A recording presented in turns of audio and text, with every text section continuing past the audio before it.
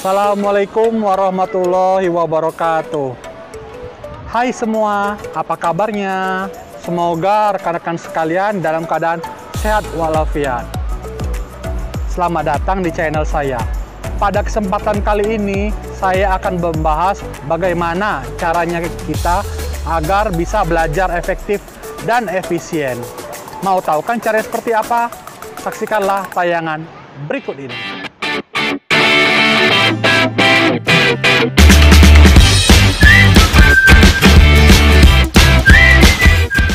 Tips yang pertama ialah buatlah suasana belajar yang nyaman. Ya, kita belajar dengan suasana yang nyaman itu akan lebih maksimal dengan apa yang diperoleh.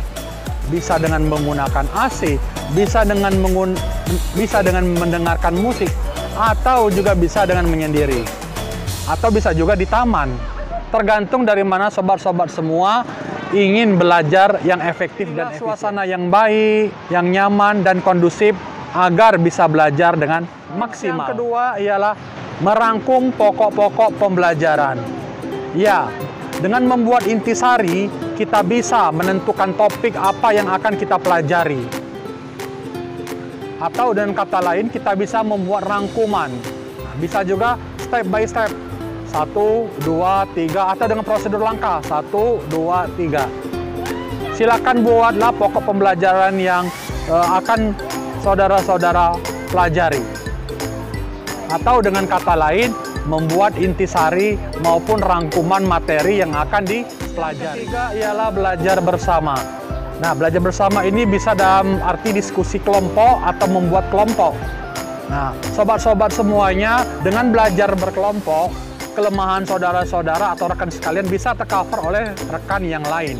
Contoh misalnya si A ini lemah di matematika. Nah, temannya ada yang jago matematika. Itu akan ditutupi oleh rekan-rekannya tadi. Nah, makanya tadi belajar berkelompok atau belajar bersama untuk mengcover masing-masing individu. Tak ada manusia yang sempurna. Dan juga tidak mungkin manusia itu semuanya kekurangan.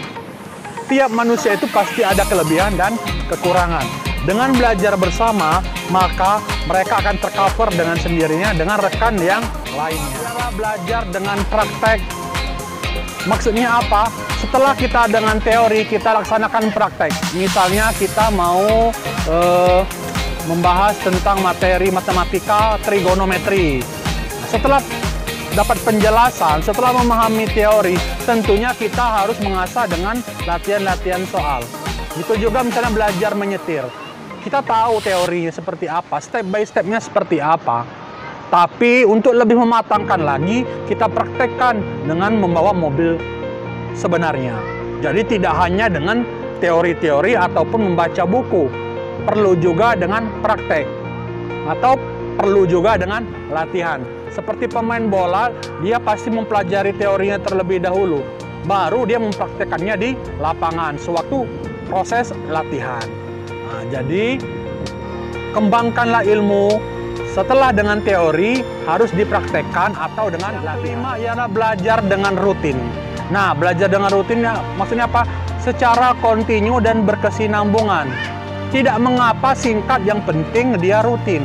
Misalnya hari pertama dia belajar 30 menit, hari kedua 20 menit, hari ketiga dan selanjutnya dia belajar selama 15 menit. Tidak mengapa seperti itu. Daripada dia hanya belajar sehari 2 jam, lalu nanti minggu selanjutnya dia lupa apa yang pelajari. Nah, jadi pelajarilah dengan kontinu dan rutin dengan durasi yang tidak lama. Agar apa? Agar prosesnya itu kita bisa maksimal belajarnya, tidak bosan, dan bisa memahami apa yang kita pelajari. Yang keenam atau yang terakhir ialah mengerti, bukan menghafal.